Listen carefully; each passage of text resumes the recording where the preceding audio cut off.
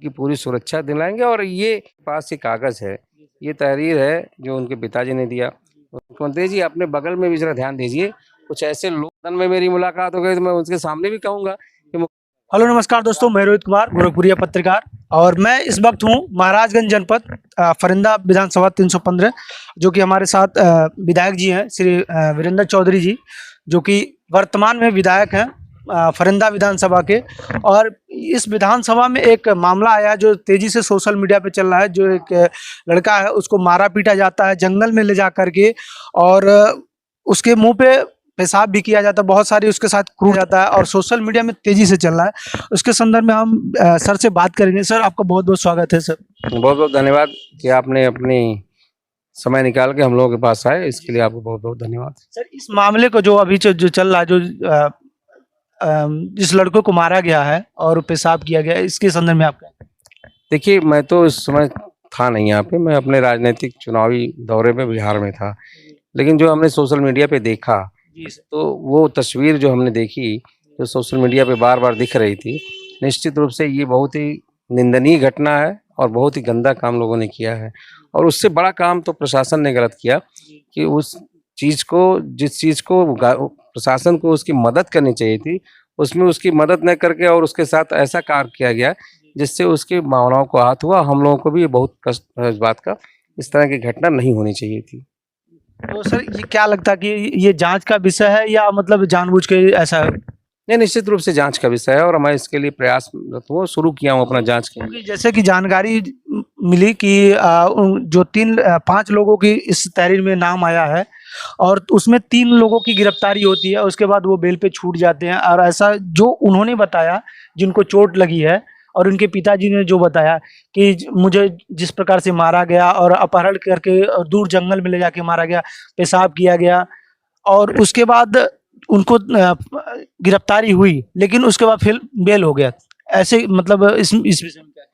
देखिए, वो जो घटना हुई उसके बाद जो पुलिस ने अपना कार्य किया, जो उनके पिताजी ने तहरीर दिया, इस सब में बड़ी विसंगतियां हैं। इसमें आपसी बहुत सी विसंगतियां हैं, क्योंकि जो मेरे पास ये कागज है, ये तहरीर है जो उनके पिताजी ने दिया, और ये जो दूसरी जो पेपर मेरे हाथ में है, ये पुलिस का FIR रिपोर्ट है, जिसमें बिल्कुल तहरीर बदली हुई है। और ये तहरीर सुधीर पटेल द्वारा दिखाई जा रही है और ये उनके पिताजी ने तहरीर दी है। तो निश्चित रूप से इसमें तहरीर बदलने का काम हुआ है। तहरीर बदलने के पीछे क्या दबाव हुआ होगा, या कोई अधिकारी का दबाव की, या कुछ और दबाव में इस तरह के तहरीर को बदल दिया गया? देखिए, ये तो जांच का विषय है और निश्चित रूप से इसमें जो सामने मेरे तहरीर है, जी सर, दोनों में अंतर है। अब इस पे हम लोग अपना ध्यान लगाए हैं। और कहना है कि जो 5 लोग हैं और भी लोगों उसमें सम्मिलित हैं, लेकिन उनका नाम नहीं आया और ऐसी कोई धाराएं नहीं लगी जिससे साफ स्पष्ट हो कि या पेशाब करना या जान से अपहरण और उनके ऊपर चाकू से वार करना, ऐसी कोई धाराएं तो इसमें? तो वो सब धाराएं इसमें लगाई नहीं गई हैं। ये जो हम लोगों के हाथ में कापी है, ये देखिए FIR की कापी है, इसमें ये जो धाराएं लगी हैं वो सब सामान्य धाराएं हैं और सामान्य धाराओं की तहरीर ली गई है। तो अब वो पुलिस ने क्या अंदर बैठा के उसमें क्या परिवर्तन किया, ये तो निश्चित रूप से जांच का विषय है और ये सामने आएगा, वक्त आएगा तो सामने आएगा। उसकी जो मुलाहिजा रिपोर्ट है वो भी अभी तक सार्वजनिक नहीं हो पाई थी। उस रिपोर्ट को मैंने मंगाया है। मुलाहिजा रिपोर्ट आने के बाद फिर हम उच्च अधिकारियों से बात करके इस मामले को पूरी तरह से पीड़ित पक्ष की मदद करने के लिए हम तैयार हैं और निश्चित रूप से उसमें मदद करेंगे। ये मतलब जो पीड़ित परिवार है आपसे उम्मीद कर आपके पास मिलने भी आया, और क्या उनको उम्मीद है कि उनको न्याय मिल पाएगा? देखिए, हम पूरा प्रयास कर रहे हैं, पीड़ित परिवार के साथ हम खड़े हैं। और ये परिवार जब मैं आया हूँ, मैं बाहर से आते पहली बार ही उसी रात को मैं पहुँचा था, तभी मैंने फ़ोन करके उनके पिताजी से प्रयास किया मिलने का और बात भी किया मैंने टेलीफोन से। आज तो ये मेरे पास बैठे भी थे, उनसे बात अभी हो रही थी, आपके सामने ही बात हो रही थी। जी सर, निश्चित रूप से हम लोग उनके साथ हैं और ये हम लोग के पुराने साथ सहयोगी लोग हैं और इसमें कोई दो राय नहीं है कि हमारी तरफ से पूरा प्रयास होगा कि पीड़ित परिवार की जितनी भी चाहत है, जो वो चाहते हैं प्रशासन से, वो हम उनको चाहे जो लड़ाई जहाँ तक लड़नी पड़े। ये नहीं कि जिले तक की लड़ाई है, ये लड़ाई आगे भी अगर DIG और IG लेवल पे जाना पड़ा या DGP से मिलना पड़ेगा तो भी हम इस लड़ाई को लड़ के और इनके लिए उचित न्याय दिलाएंगे। तो साफ तौर पे आपका कहना है कि कहीं भी अगर जाना पड़े, उच्च अधिकारियों के पास अगर जाना पड़े, तो हम लोग वहां चलेंगे और इनको न्याय दिला देंगे, यही आप। एकदम निश्चित रूप से। ये कहीं एक कोई इसका किस लेवल तक जाना पड़ेगा ये तय नहीं है। जिस प्रकार से इनका परिवार एकदम सहमे में है कि क्योंकि उन्होंने पिताजी बात करते समय भावुक हो गए और उन्होंने रोने भी लगे कि मेरे बेटे को इस्तेमाल किया गया और ये भी धमकी मिला कि जहां मिलोगे मार दिया जाएगा। ऐसा अगर मान लीजिए वो कहते हैं, जिस प्रकार से उनके पिताजी बात करते समय भावुक और वो लड़का भी बात करते समय बोला, तो क्या ऐसा लगता है कि यहाँ के जो प्रशासन है, क्या उनको वो सुरक्षा मिल पाएगी और उनको न्याय मिल पाएगा? देखिए, प्रशासन को इसकी पूरी सुरक्षा करनी चाहिए, पीड़ित पक्ष का पूरा ध्यान देना चाहिए और सबसे पहले सुरक्षा करने का काम पीड़ित पक्ष का प्रशासन का है। अगर वो नहीं करते हैं तो हम लोग उसको प्रशासन से द्वारा इनकी पूरी सुरक्षा दिलाएंगे और ये निश्चित कराएंगे, ये सुनिश्चित कराएंगे कि इसमें इनको साथ जो अन्याय हुआ है उसमें न्याय मिले।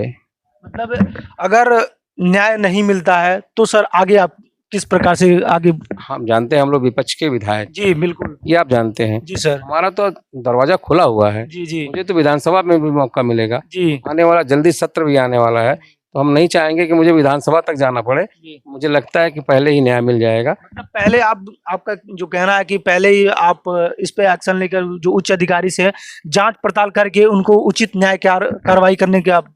निश्चित रूप से मुझे लग रहा है कि जिस तरह की चीजें मैंने अभी देखी है, जो मैंने समझने का प्रयास किया है इस मामले को, ये मुझे लगता है कि ये इसमें उचित न्याय मिल जाएगा और जो लोगों ने इसके साथ अन्याय किया, जिस तरह की घटना उन लोगों ने इसके साथ जी, उन दोषियों को उसको सजा भी मिलेगी।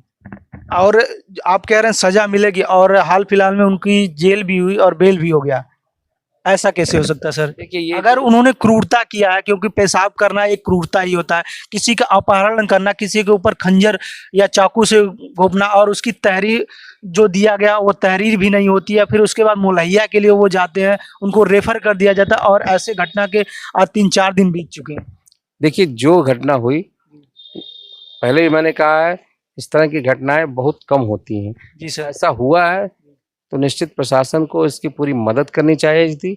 अगर प्रशासन ने मदद नहीं किया तो पूर्णतः वो दोषी हैं और अगर वो दोषी हैं तो उनके खिलाफ भी कार्रवाई कराने के लिए हम लोग उच्च स्तर तक जाने का निश्चित रूप से जाएंगे और उसको उनके खिलाफ कार्रवाई मतलब उनको न्याय मिलेगा। निश्चित रूप से हमारी तरफ से पूरा प्रयास होगा कि इनको पूरी तरह से न्याय मिले। और सर और कुछ कहना चाहेंगे जैसे कि इस जो प्रशासन है या जो उच्च अधिकारी हैं इस संदर्भ में?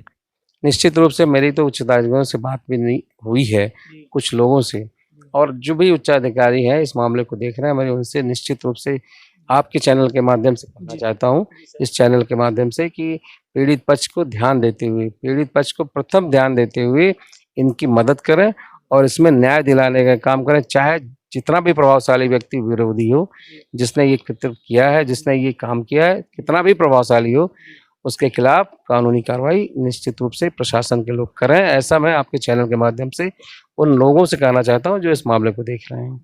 सर आपका बहुत बहुत धन्यवाद। जैसा कि आपने कहा कि इस मामले को उच्च अधिकारी जो गहनता से जांच ले, संज्ञान ले और जांच पड़ताल करके जो उन्होंने तहरीर दिया, जो मौके पे उनके जो खंजर है और उसको जो उनका जांच पड़ताल है उसको करके उनको न्याय उनको मिल सके। क्यों सर?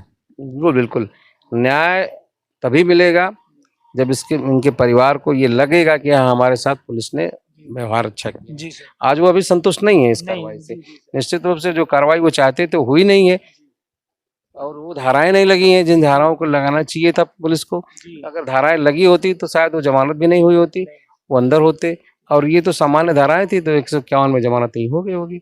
निश्चित सामान्य धाराओं लगा कर मतलब है कि मतलब मार झगड़ा और राह चलते दिखा दिया गया, उसके बाद ये धारा लगाकर उनको बेल मिल गया। क्योंकि तहरीर ही अभी प्रश्न है जांच का। जी सर। तहरीर में ही अभी क्या हुआ है ये आप देख रहे हो। वो तो तहरीर, पिता की तहरीर जो दी गई थी उस समय, और उस तहरीर पे पुलिस ने काम किया होता तो शायद आज ये स्थिति नहीं होती।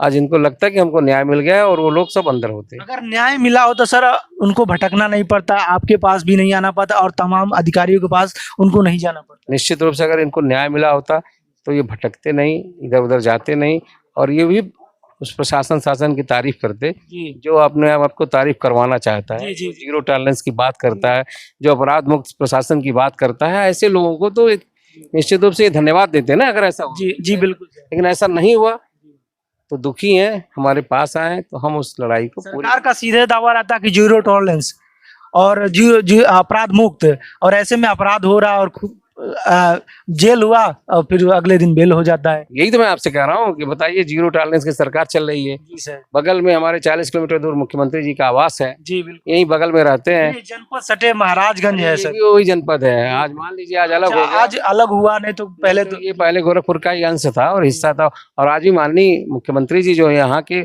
अच्छे खासे काश्तकार हैं और यहाँ पे उनकी अपनी लंबी चौड़ी खेती बाड़ी है और यहाँ से उनका लगाव अच्छा है। सर क्या उम्मीद लगता है कि वर्तमान मुख्यमंत्री श्री योगी आदित्यनाथ जी, अगर मान लीजिए उनके तह तक ये बात पहुंचती है तो क्या लगता है आपको कि वो अपने उच्च अधिकारियों का जांच पड़ताल करवाएंगे और न्याय दिलाने में? अरे बिल्कुल भाई, न्यायप्रिय हैं मुख्यमंत्री जी, अपने आप न्यायप्रिय हैं।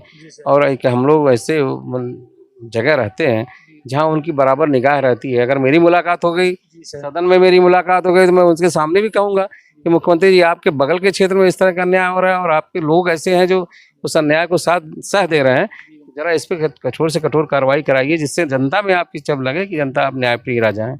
न्यायप्रिय आप मुख्यमंत्री हैं, जो आपके प्रति जो जनता है निरंकुशता ना हो, वो लोग खुश रहे कि हाँ हमारे जो मुख्यमंत्री है उनके द्वारा प्रशासन पर किस प्रकार से प्रभाव है और हम लोगों को न्याय मिल पा रहा है, और इस वजह से आगे हम अगर प्रशासन के आगे अपनी तहरीर या जो भी गुहार लेके जाते हैं उनको उचित न्याय मिल पा रहा है। निश्चित रूप से हमें अगर सदन में मौका मिला, वैसे मिलता ही है, हम लोग जब सदन में जाते हैं तो से मुलाकात होती है, मुख्यमंत्री जी से भी मुलाकात होती है। अगर मुलाकात हुई तो मैं इस बार जरूर कहूँगा कि मुख्यमंत्री जी अपने बगल में भी जरा ध्यान दीजिए। कुछ ऐसे लोग हैं जो होते नहीं है कि आस्तीन के सांप जैसे घोंसे होते हैं, तो जरा आप आस्तीन के सांप को भी सुधारिए और उनकी आदतों को भी सुधारिए, जिससे कि प्रशासन में और जनता में एक अच्छी छवि जो आपकी बने, जैसा लगना चाहिए कि मुख्यमंत्री की छवि है। आप एक मठ के मठाधीश हैं, सबसे बड़े सर्वमान्य हैं, लोग आपको धार्मिक नजरों से भी देखते हैं, तो इसका भी तो जनता पे असर जाए। बिल्कुल सर। आपका बहुत बहुत धन्यवाद कि आपने अपना कीमती समय दिया। और मैं रोहित कुमार, गोरखपुरिया पत्रकार। देखते रहिए GKP न्यूज़ 9। जय हिंद, जय भारत।